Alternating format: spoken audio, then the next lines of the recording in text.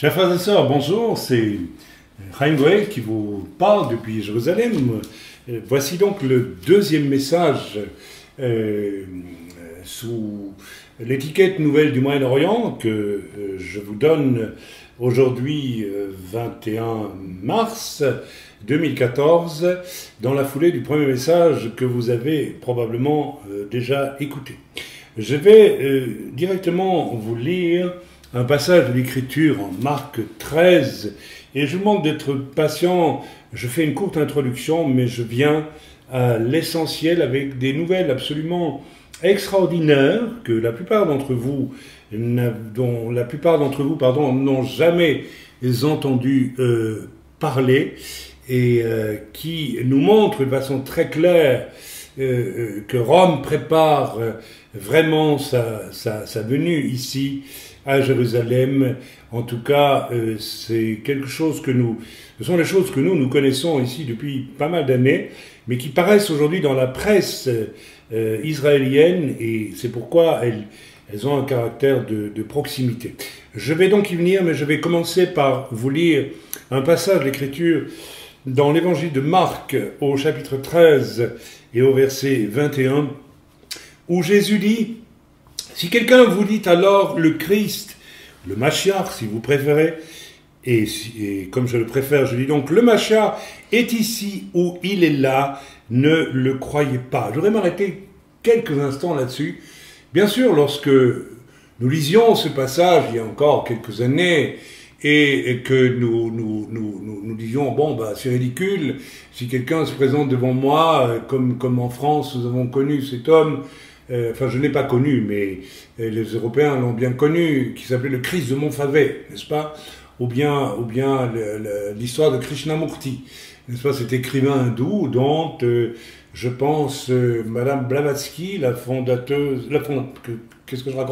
fondatrice, veuillez m'excuser, je suis extrêmement fatigué ces jours-ci, et j'en arrive à perdre mon français, qui d'ailleurs est en train de prendre mauvaise tournure du fait de l'hébreu, qui le supplante de plus en plus dans mon esprit. C'était juste une parenthèse. Donc, Madame Blavatsky, la fondatrice du mouvement théosophique, qui a reconnu Krishnamurti comme l'incarnation, la nouvelle incarnation de Jésus sur la terre. Alors évidemment, devant des annonces du Messie, du Christ, comme celle-là, eh bien, on sourit et on passe, si on a un peu de bon sens. Et je dirais que même avant d'accepter le Seigneur, à l'âge de 33 ans, j'en ai 65, eh bien, je souriais lorsque l'on me parlait de ce genre de Messie. Profondément, je me doutais bien qu'il y avait un seul Jésus, et il ne pouvait y avoir d'imitation de Jésus, ce n'était pas possible. Mais cette parole, si quelqu'un vous dit alors le Christ est ici ou là, ne le croyez pas, cette parole prend soudain, à la lumière de ce que ce pape François est en train de faire, prend soudain une lumière subtile et subtilement plus réaliste. J'aimerais que vous compreniez ce qui se cache derrière cet homme et derrière ce qu'il est en train de vivre. En réalité, la carte, je dirais, d'apparence qu'il joue est une carte extrêmement intelligente, parce qu'en réalité, il joue le christianisme le plus authentique tel qu'il aurait dû se vivre dès les origines, à travers toutes sortes de comportements, c'est pas cette gentillesse, cette bonhomie, cet apparent désintéressement, etc., qui ne s'accompagne pas pour autant, me semble-t-il, de la vente de tous les riches biens du Vatican, qui pourraient, à eux seuls, probablement régler le problème de la famine mondiale pendant je ne sais combien de décennies.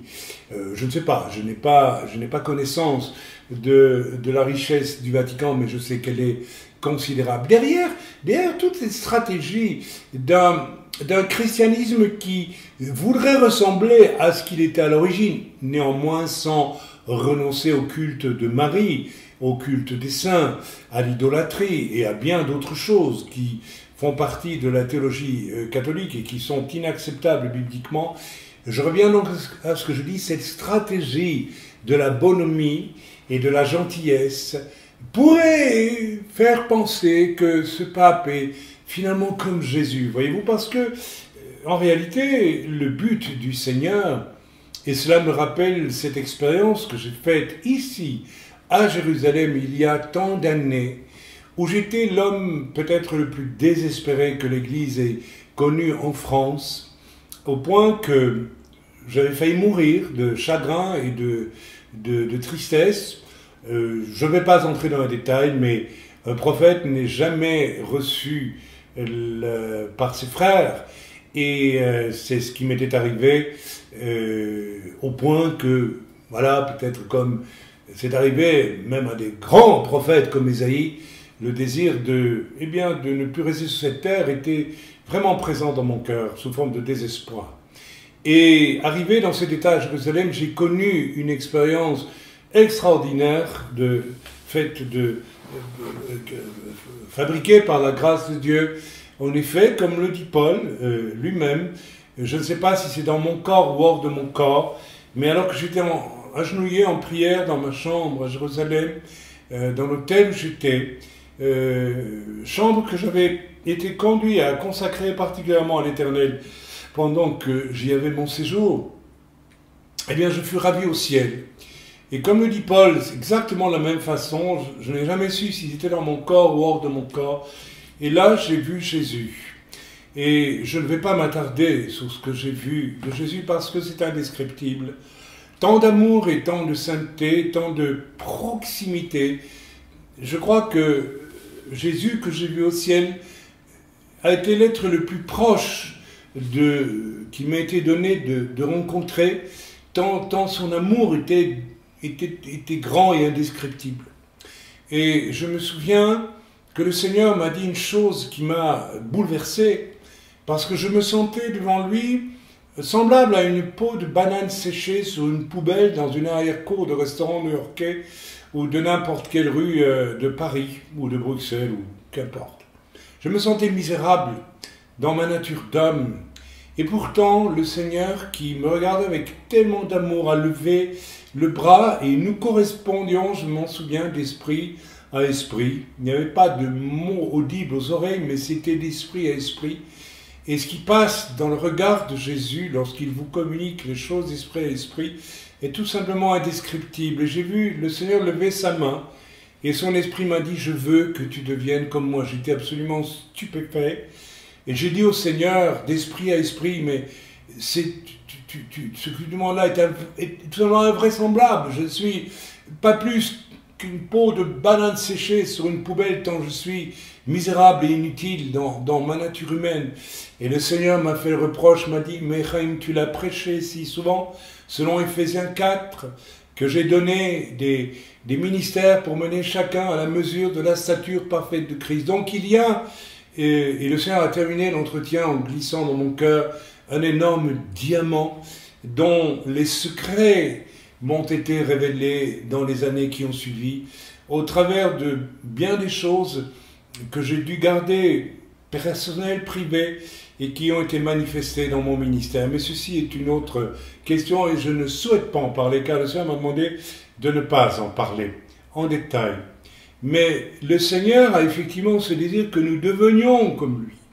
Mais entre ce chemin de devenir comme Jésus et jouer, n'est-ce pas, une attitude religieuse d'apparence qui fait croire que l'on est comme Jésus, eh bien, nous nous retrouvons ici très proche de l'Écriture qui dit « Si quelqu'un vous dit alors le Christ est ici ou il est là, ne le croyez pas ».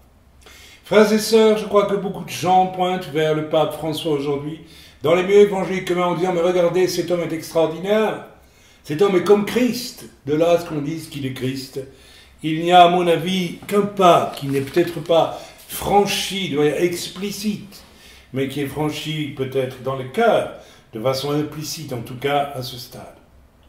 Il est question aussi dans ce passage, je continue à le lire, si quelqu'un donc vous dit alors le Christ est ici ou là, ne le croyez pas, car il s'élèvera de faux Christ. Et frères et sœurs, je crois que le temps n'est plus aux huluberlus qui se proclament Christ eux-mêmes. Le temps est là pour que des faux Christ très subtils Et le plus grand de ceux-ci, pour le moment, à mon avis, est à l'œuvre avec Rome. Il s'appelle François, c'est le pape. Amen. Et de faux prophètes. Et les faux prophètes ne sont pas seulement des hommes qui vous annoncent des choses qui ne s'accompliront pas. Ce sont aussi des hommes qui vous précipitent dans un monde d'illusions. Et je pense qu'aujourd'hui, les faux prophètes abondent. Et le mouvement charismatique, dans ses extrêmes, abonde. Que penser de ces prophètes qui, réunion après réunion, enchaînent 10, 15, 20, 30, 40 prophéties, ou bien des prophéties nébuleuses, n'est-ce pas, faites d'espérances toujours extraordinaires ou particulières, ou qui annoncent toujours une grande effusion de ceci, une grande effusion de cela, à condition que, et que sais-je d'autre. Alors qu'en fait, lorsque l'on prend un tout petit peu de recul, on réalise que tout cela, c'est du cirque, c'est du carnaval, ce sont des confettis, c'est du brillant, mais ce n'est rien de solide. Ils feront, dit l'Écriture, des prodiges et des miracles pour séduire les élus s'il était possible.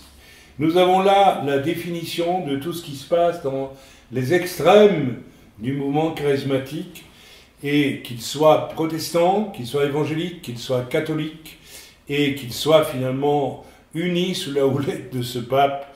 Eh bien, voilà, et je pense que nous allons assister encore plus aujourd'hui. Je pense que nous sommes peut-être à la veille d'assister à une espèce de mouvement catholico-évangélique, charismatique, qui va vivre et va produire des signes et des prodiges comme jamais dans le monde. Et tout cela s'accompagne de l'ambition, au fond, mal dissimulée de ce pape de se présenter comme Christ lui-même. Vous savez, il faut quand même se rappeler que l'Église catholique proclamait, et proclame probablement encore, au moins implicitement, qu'en dehors d'elle, il n'y a point de salut. Ce qui veut dire qu'elle détient les clés du salut. Et qui détient les clés du salut si ce n'est Yeshua Mashiach? Personne d'autre ne détient les clés du salut. Les clés du salut, enfin, les vraies clés. Je sais que Jésus a dit à Pierre, tu es Pierre, et sous cette pierre, je bâtirai mon église. Mais ça veut dire qu'il a établi Pierre comme gardien, en tant qu'apôtre de l'église, mais certainement pas comme la personne qui a les clés du salut. Rappelez-vous que le symbole de Rome, ce sont deux clés croisées, n'est-ce pas? Donc Rome aurait les clés du salut. Et comment s'étonner aussi que Rome ait pu instituer, au travers d'un de ses papes, il y a déjà quelques siècles, que toute décision prise par un pape était accompagnée d'infaillibilité, c'est-à-dire toujours sûre et parfaite. Le pape étant le vicaire de Dieu, c'est-à-dire le représentant à la place de Christ sur terre, de la part de Dieu. Mes amis, l'antéchrist veut se faire reconnaître et applaudir comme le vrai Christ dans le temple qui sera reconstruit ici à Jérusalem. Alors je sais que c'est l'antéchrist, et il y a toutes sortes de débats aujourd'hui. Est-ce que le pape serait le faux prophète ou l'antéchrist? Le pape est-il plutôt le faux prophète, et l'antéchrist va-t-il sortir ailleurs plutôt du monde politique, ou que sais-je, certains pensant bien sûr, n'est-ce pas, au fils du prince Charles d'Angleterre aujourd'hui. Je n'entrerai pas dans tous les détails. Mon opinion à ce stade est que le pape est un faux prophète, mais qu'il est habité aussi de cette idée blasphématoire très profonde avec le milieu dont il est issu, qu'il est Christ quelque part, et que l'Église romaine est elle-même Christ lui-même en quelque sorte d'une certaine façon. Il y a là évidemment un mensonge. Nous allons lire à présent le verset 32 à 37, toujours de Marc 13. Pour ce qui est du jour ou de l'heure, personne ne le sait, ni les anges dans le ciel, ni le Fils, mais le Père seul. Prenez garde, veillez et priez, car vous ne savez quand ce temps viendra. Il en sera comme d'un homme qui, partant pour un voyage, laisse sa maison, remet l'autorité à ses serviteurs, indique à chacun sa tâche et ordonne au portier de veiller. Je voudrais juste m'arrêter ici sur remet l'autorité à ses serviteurs. Frères et sœurs, le Seigneur attire vraiment mon regard sur ce passage de l'Écriture. Remet l'autorité à ses serviteurs et non pas à ses leaders. non pas à ceux qui ambitionnent la réussite, n'est-ce pas, au nom de leur mouvement, au nom de ceci, au nom de cela, au nom d'une adhérence valorisante à Rome, mais ces serviteurs, frères et sœurs, les serviteurs de Dieu dans l'histoire de l'Église ont toujours été des gens dotés de grande humilité, des gens qui faisaient la citation de Yohanan, concernant Yohanan à Matbil, Jean le Baptiste, il faut que je diminue et il faut qu'il croisse. Amen. Frères et sœurs, le temps est à l'humilité pour les serviteurs. Les vrais serviteurs d'aujourd'hui sont dotés de cette humilité et certainement pas de réussite apparente. J'ai remis sur notre site, j'ai exhumé une prophétie de Jean Schwab, prophétie qui a été confirmée par une que j'ai relâchée moi sur la destruction nucléaire de l'Europe, dans un temps très proche à mon avis maintenant, et il est notoire que Jean Schwab est un homme qui est mort méconnu, rejeté, méprisé. C'était un humble serviteur de Dieu, et il n'a pas suivi le chemin de la réussite, mais plutôt le chemin étroit du serviteur. Veillez donc, car vous ne savez quand viendra le maître de la maison, ou le soir, ou au milieu de la nuit, ou au chant du coq, ou le matin. Craignez qu'il ne vous trouve endormi à son arrivée soudaine. Ce que je vous ai dit, je le dis à tous, veillez. Je voudrais dire, frères et sœurs, ici, que tous ceux qui adhèrent à ces mouvements qui apostasient dans le communisme avec Rome, en réalité s'endorment. Car je suis bien placé pour savoir que dans ces milieux, on lit de moins en moins l'Écriture, on mène de moins en moins les vrais combats, et l'on fréquente de plus en plus l'Église pour des séances d'autosatisfaction toujours plus exaltantes d'un point de vue dit charismatique, mais qui en réalité fait honte, car il ne faut pas avoir un regard très acéré pour se rendre compte de là où on vit. Je voudrais ici, parce que l'Esprit m'y conduit, et après je rentrerai dans l'essentiel du message, vous donner un témoignage, frères et sœurs. Il y a déjà au moins 10 ans d'ici, je vous demande de pardonner, mais j'ai été malade il y a quelques années, la mémoire me fait parfois défaut sur, quant à situer les choses dans le temps passé.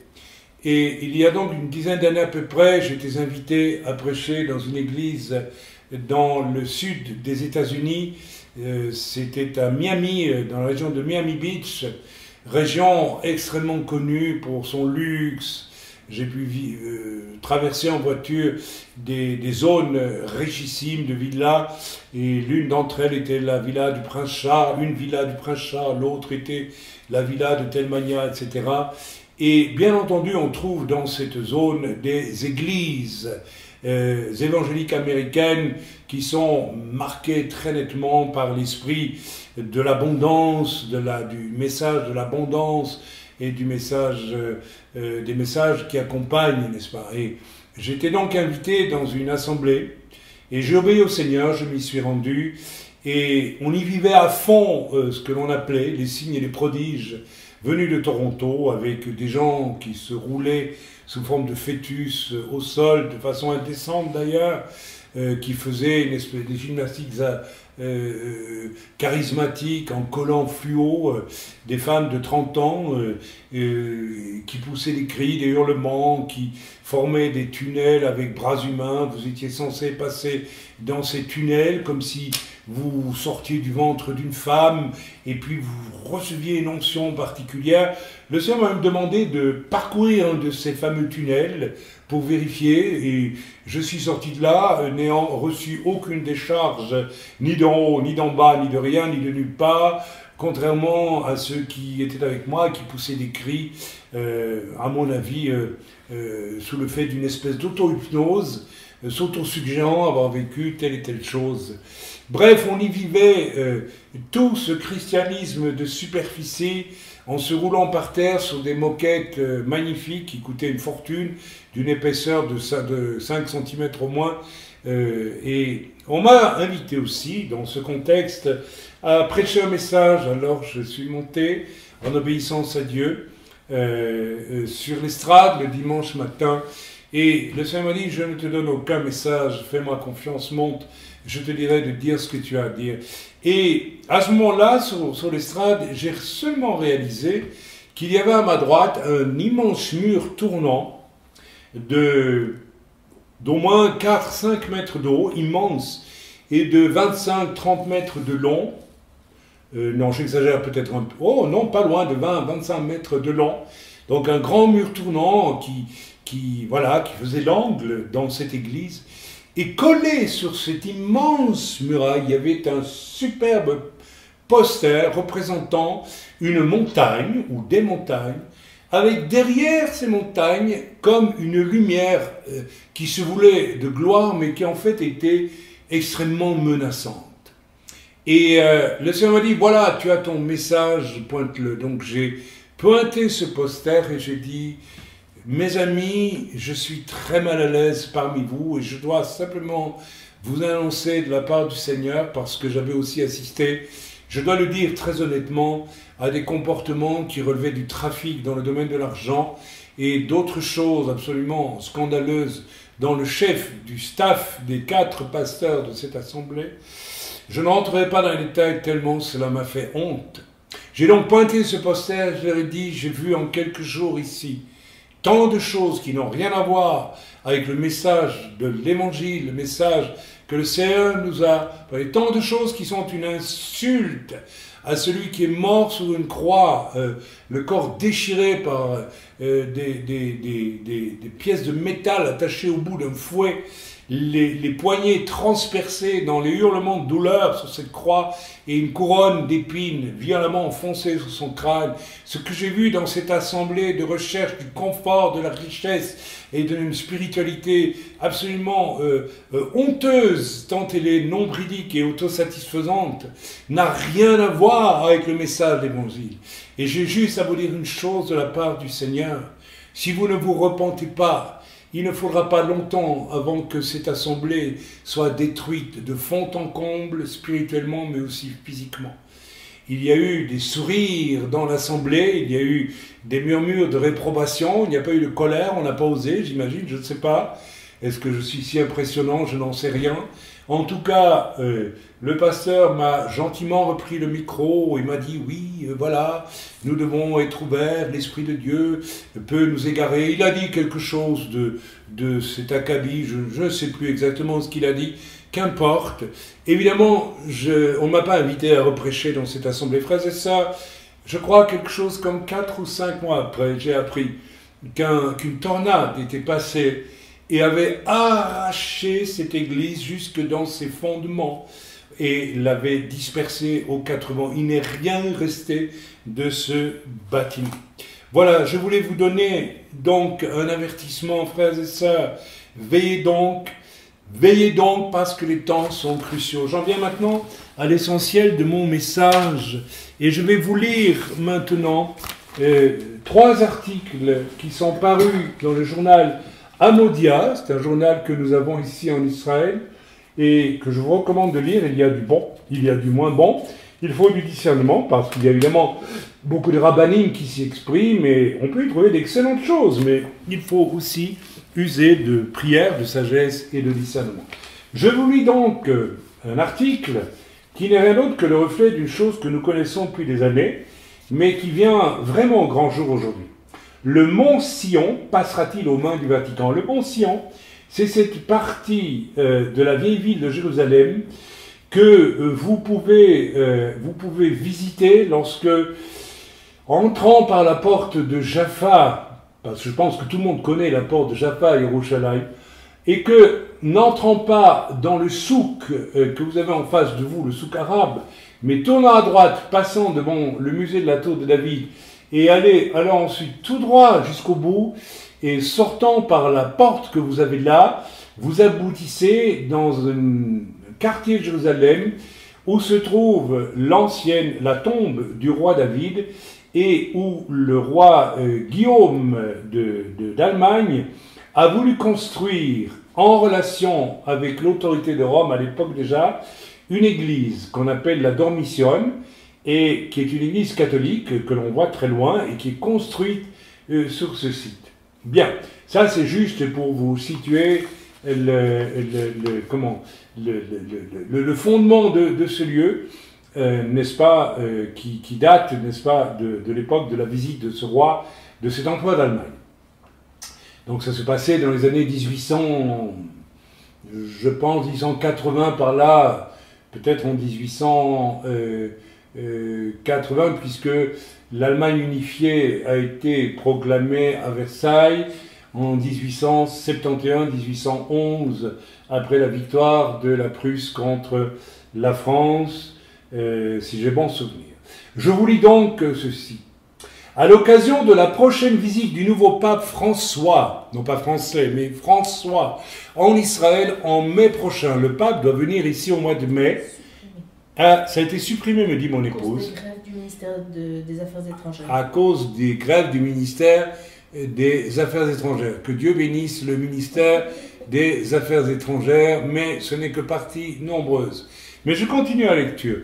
De nombreuses voix font état de transactions secrètes entre l'État hébreu et le Vatican qui se traduiraient par la mainmise de l'Église sur la totalité du mont Sion. Ce lieu qui abrite le tombeau du roi David restera-t-il la propriété du peuple juif? Ceci est important. Pourquoi le Vatican veut à tout prix reprendre, ou prendre plutôt, le mont Sion? Pour le Vatican, l'affirmation que Jérusalem est la capitale éternelle d'Israël vient infirmer l'une des bases de la théologie chrétienne. L'idée chrétienne de certaines branches du christianisme, non pas toutes, ça c'est moi qui ajoute, l'idée qu'un Messie juif puisse surgir à la suite du retour d'Israël sur la terre d'Israël contredit totalement le dogme chrétien catholique, mais pas quelque chose que les protestants, en tout cas une grande partie des protestants, acceptent eux. Pendant des siècles, le Vatican s'est donc efforcé de prendre le contrôle de Jérusalem. Ce fut le cas à l'époque des croisades et cela se poursuit aujourd'hui. Le site du mont Sion que convoite le Vatican est une synagogue très ancienne construite autour du tombeau du roi David, de son fils Salomon et d'autres rois d'Israël. Au XIIIe siècle, des moines franciscains achètent le lieu au roi de Naples. Un siècle plus tard, les croisés érigeront à côté une église gothique qui sera transformée en mosquée par les Ottomans au XVIe siècle. Le complexe actuel, l'église de la Dormition, réplique exacte de la cathédrale d'Aix-la-Chapelle en Allemagne, a été achevée par l'empereur Guillaume II en 1906, qui rêvait de faire revivre le Saint-Empire romain germanique.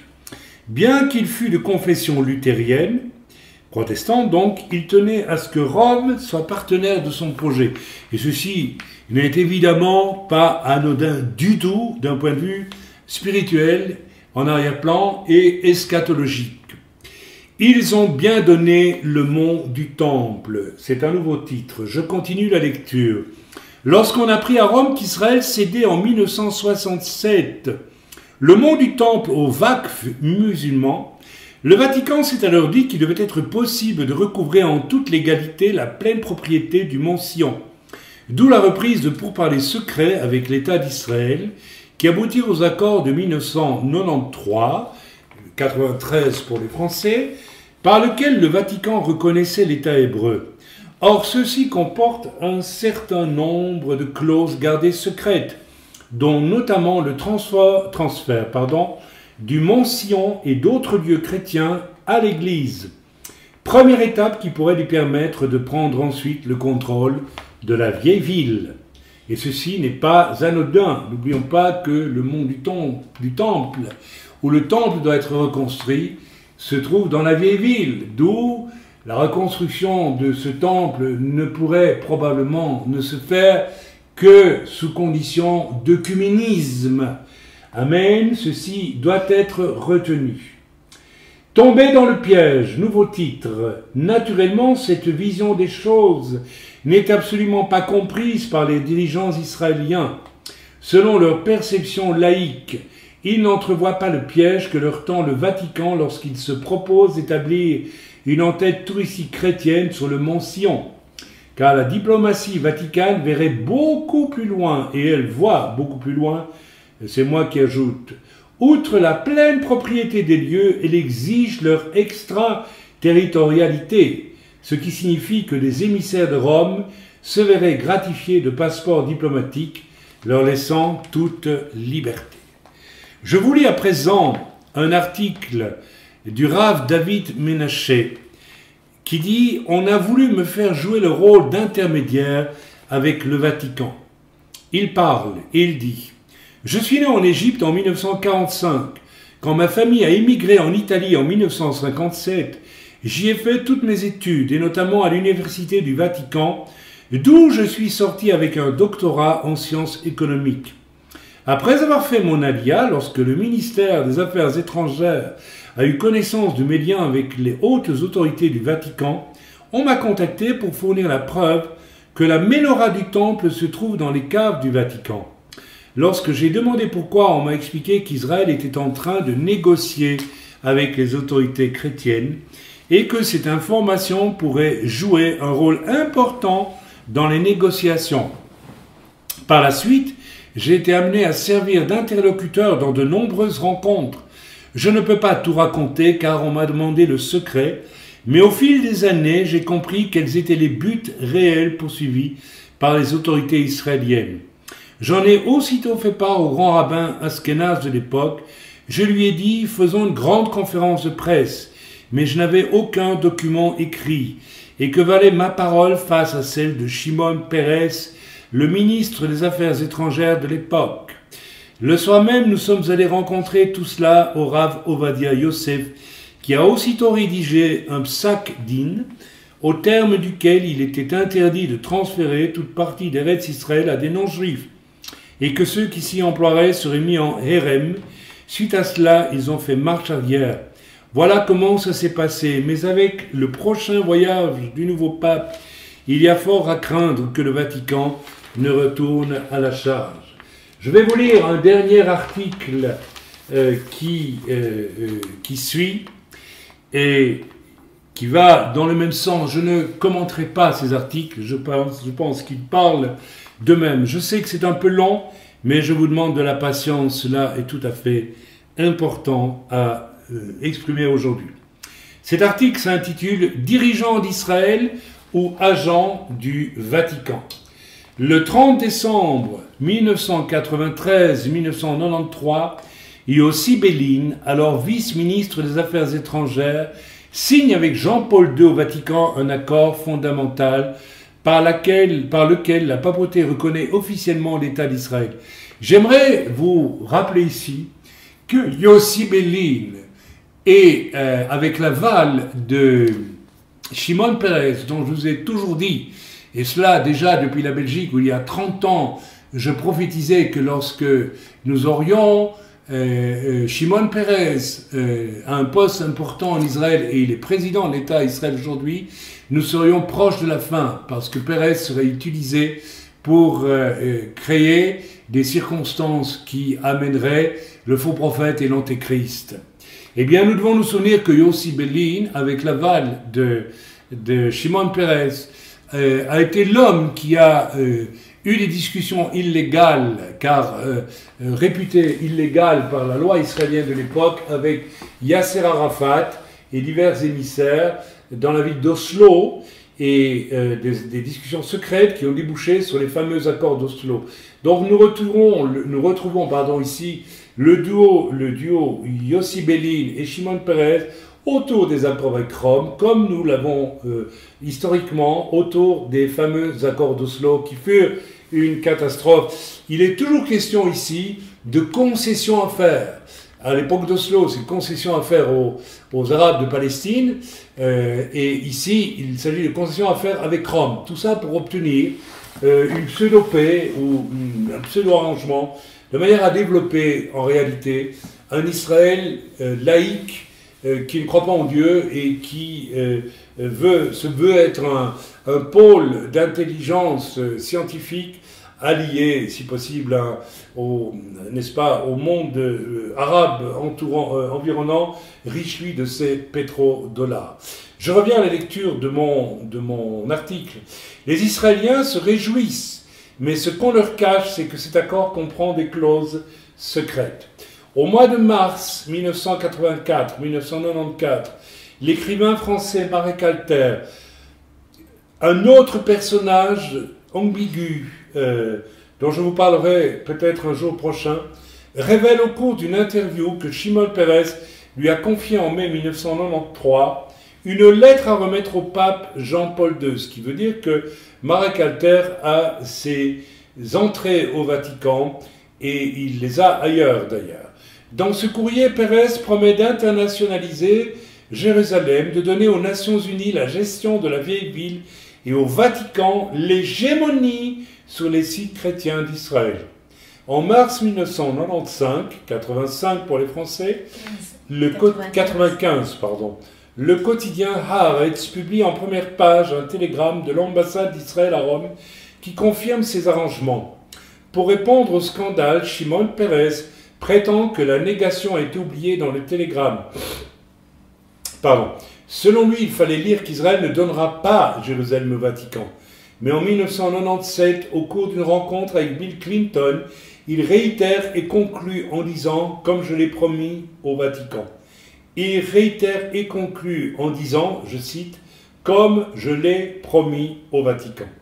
En octobre 2005, un article paru dans la presse vaticane confirme qu'après 7 années de négociations secrètes, des représentants d'Israël et du Vatican sont en train de finaliser un accord au terme duquel l'État hébreu céderait la salle située au-dessus de la crypte qui abrite les tombeaux de plusieurs rois juifs, David, Shlomo, Salomon donc, Rehavam, Asa, Hiskiahu et Amasya.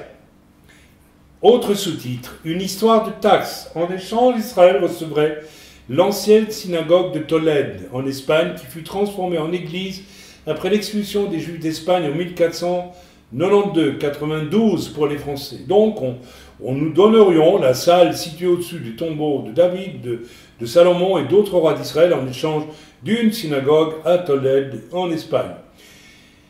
Le journal El Messaggero annonce que le président Katsav, l'ancien président d'Israël avant Peres, se rendra à Rome pour signer officiellement cet accord. Mais au dernier moment, un différend survient qui fera tout capoter. Heureusement, le Vatican refuse d'acquitter les taxes immobilières exigées par Israël. Finalement, la démission de Moshe Katsav mettra un frein à tout le processus. 4 ans plus tard, en avril 2009, Shimon Peres, devenu entre-temps président d'Israël, est reçu en audience privée par le pape Benoît XVI. Eli Yishai, qui est alors ministre de l'Intérieur, révèle que suite à cet entretien, des pressions sont en cours pour qu'Israël cède au Vatican plusieurs sites chrétiens de Jérusalem sur le mont Sion et le mont des Oliviers, de Nazareth et dans la région de Tibériade, invités à signer les documents pour entériner ces transactions. Eli Yishai refusera. Autre titre, des messes sur le tombeau de David. Le 30 avril 2013, Shimon Peres rencontre à Rome le nouveau pape François. Les discussions, on remet ça bien sûr, les discussions reprennent sur la question du fameux cénacle au-dessus de la tombe de David. Le président d'Israël assure le pape qu'Israël était désireux de parvenir à un accord sur cette question, ce qui permettrait aux chrétiens de célébrer des messes dans ce lieu, donc au-dessus de la tombe de David et de Salomon. Le 2 décembre, je veux tout de suite faire une parenthèse ici. Il faut voir, et je n'ai pas le temps d'ouvrir la brèche à ce sujet-là, il faut voir ici qu'il y a une relation mystique qui est entretenue dans toutes sortes de cercles occultes, qu'ils soient francs-maçons ou autres, avec le temple, avec le roi Salomon, donc avec le roi David, son père, par la force des choses, et aussi dans une certaine mystique monarchique européenne. On prétend que la reine d'Angleterre actuelle, donc son fils et son petit-fils, seraient des descendants directs du roi David. Et tout cela légitimerait l'émergence d'une royauté chrétienne occidentale sur le monde. Suivez mon regard, donc l'antéchrist. Je ne veux pas développer cela ici, c'est un énorme sujet. Il existe sur Internet de bonnes études à ce sujet, je vous y renvoie. Je continue ma lecture. Le 2 décembre dernier, le Premier ministre israélien, Binyamin Netanyahou, se rend à Rome. Au centre des conversations, le contentieux juridico-financier des biens de l'Église. Mais rien de bien nouveau ne filtre de ces entretiens, sinon que du 24 au 26 mai 2014, le pape François se rendra en Terre Sainte. Devait se rendre, mais il s'est apparemment annulé, mais cela reviendra plus tard. Je continue maintenant avec deux petits articles, mais s'il vous plaît, écoutons jusqu'au bout parce que vraiment, cela en vaut la peine.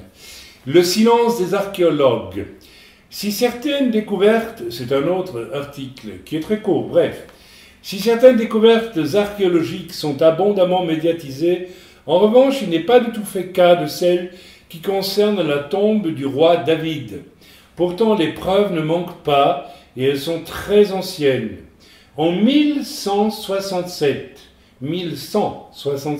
je dis, le rabbin Benjamin de Tolède, en visite dans le pays, raconta comment la tombe fut découverte par hasard par deux ouvriers effectuant des travaux pour le patriarche de Jérusalem.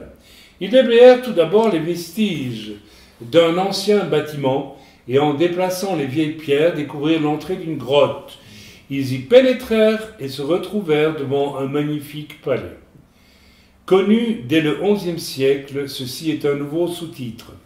Frappés d'aveuglement, ils s'évanouirent. Immédiatement après avoir repris leurs esprits, ils s'enfuirent de la grotte et contèrent leur aventure au patriarche. Ce dernier rapporta leur récit au rabbin, et celui-ci comprit que la grotte contenait la sépulture du roi David. L'entrée, qui avait été scellée, demeura secrète pendant de nombreuses années. Au XVIe siècle, une mosquée fut construite en cet endroit. Le terrain sur lequel se trouvait la tombe fut acquis par une famille musulmane, la famille d'Adjani, qui en interdit l'accès aux juifs et aux chrétiens. À l'époque où Jérusalem était divisée et où l'accès au Kotel, donc le mur où vont prier les juifs actuellement, était interdit, le tombeau de David devint le lieu le plus saint d'Israël pour les juifs. Aujourd'hui, écoutez bien, le couloir qui conduit dans les souterrains où se trouve le tombeau de David, proprement dit, a été muré par les autorités chrétiennes en charge de l'église de la Dormition. Encore une information intéressante, et je vous lis le dernier petit article. L'inquiétude des rabbanim, donc les rabbins, de la yeshiva à Tefutsot. Au terme de la guerre de 6 jours, le site qui abrite le tombeau de David sur le mont Sion retourne sous souveraineté israélienne. Le Rav Mordechai Goldstein décide alors d'ouvrir une yeshiva dans ces lieux qui abritaient le tribunal rabbinique jusqu'en 1948. Aujourd'hui, la yeshiva a fait à Tefutsot, yeshiva diaspora, compte une centaine d'étudiants, dont de nombreux Américains. Les rabbanim qui enseignent font état du climat très particulier qui règne en ce moment sur le mont Sion. Toutes les demi-heures, on a droit à un concert de cloches. Chaque jour, de nombreux autobus de pèlerins chrétiens envahissent le site. Ils sont bruyants et se comportent comme en terrain conquis. On sent que leur intention est d'expulser toute présence juive du quartier, car le Kever David, le tombeau de David, est maintenant le lieu d'une intense activité religieuse. Les prières commencent au Netz à Hama.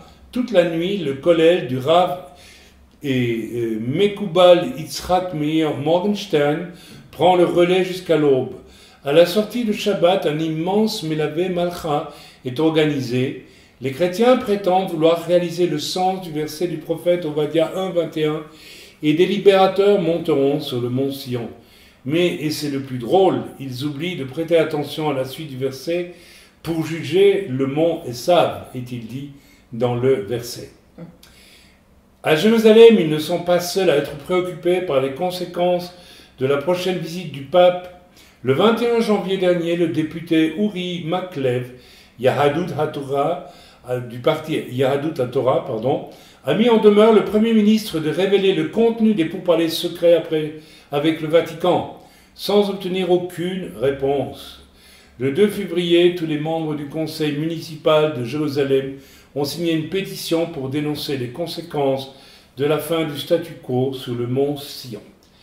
Frères et sœurs, les messages, les articles plutôt que je viens de vous lire, directement extraits du journal Amodia du mercredi 19 février 2014, eh bien, en disent assez long, je crois, sur tout ce qui se trafique et tout ce que cela annonce et qui va de pair avec ce qui se joue dans cette immense offensive œcuménique et qui a un caractère d'apostasie pour l'Église aujourd'hui. Je vous salue dans le bon nom de Yeshua, le Messie qui revient, le Messie d'Israël, le Sauveur de toute l'humanité, que vraiment nous ne voulons rien bénir d'autre que son saint retour et prier comme le Seigneur nous demande de le faire là où il faut le faire, agir comme le Seigneur nous demande de le faire là où il faut le faire aujourd'hui. Et ici, plus qu'ailleurs, frères et sœurs, nous devons œuvrer dans une grande intimité avec le Seigneur, une intimité qui nous conduit à beaucoup d'humilité et à beaucoup de sagesse en ces jours. Que le Seigneur puisse prodiguer cette sagesse et cette humilité à tous nos frères dans le monde, et spécialement en Europe, dans ces temps qui viennent d'annonces de destruction par le feu nucléaire d'une grande partie de l'Europe.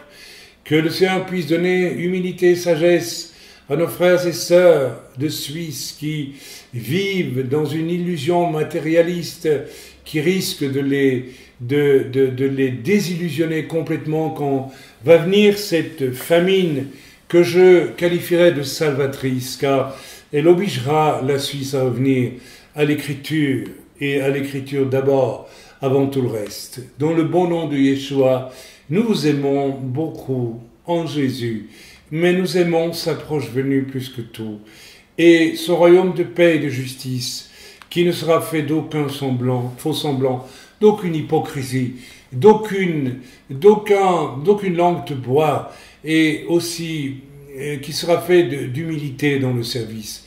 Ce qui manque probablement le plus aujourd'hui. Dans le bon nom de Yeshua, nous vous bénissons, nous vous saluons. Bénissez-nous, saluez-nous aussi.